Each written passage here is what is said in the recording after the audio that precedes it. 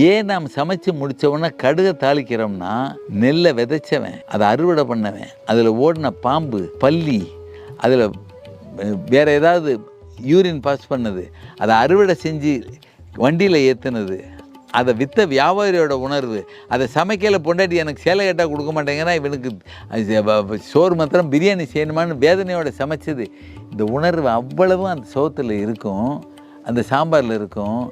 அந்த உணர்வை நல்லிஃபை பண்ணுறதுக்கு மாத்திரம் தான் நம்ம கடுகை தாளித்தோம். கடுகு ஹைலி ஆல்கலின். இந்த உணர்வுகளை பூரா அது எடுத்துரும். இது நம்ம கான்டெக்ஸ்ட்டுக்கு வேண்டாதில்லை. ஏன்னா கடுகு ஏன் தாளிக்கிறோம்னு இது வரைக்கும் எனக்கு தெரியாது. அத்தனை உணர்வுகளை நியூட்ரலைஸ் பண்ணக்கூடிய ஆற்றல் அந்த கடுகுக்கு உண்டு. அதனால தான் கடுகு மஸ்டர்டுங்கிற மருந்தை பற்றி நான் சொல்லியிருந்தேன். இந்த நான்வெஜிடேரியன் ஃபுட் சாப்பிட்றவன் எந்தெந்த ஆள் என்னென்ன உணர்வுகளோடு அந்த ஆட்டை வெட்டினானோ அந்த கறியை சாப்பிட்றவங்களாம் அந்த உணர்வை பெறான். அப்போ இன்றைக்கி ஆட்டுக்காரன் கோவக்காரனாக இருந்தால் கோவ உணர்வு வந்துடுது. நாளைக்கு பொறாமக்காரன் ஒருத்தன்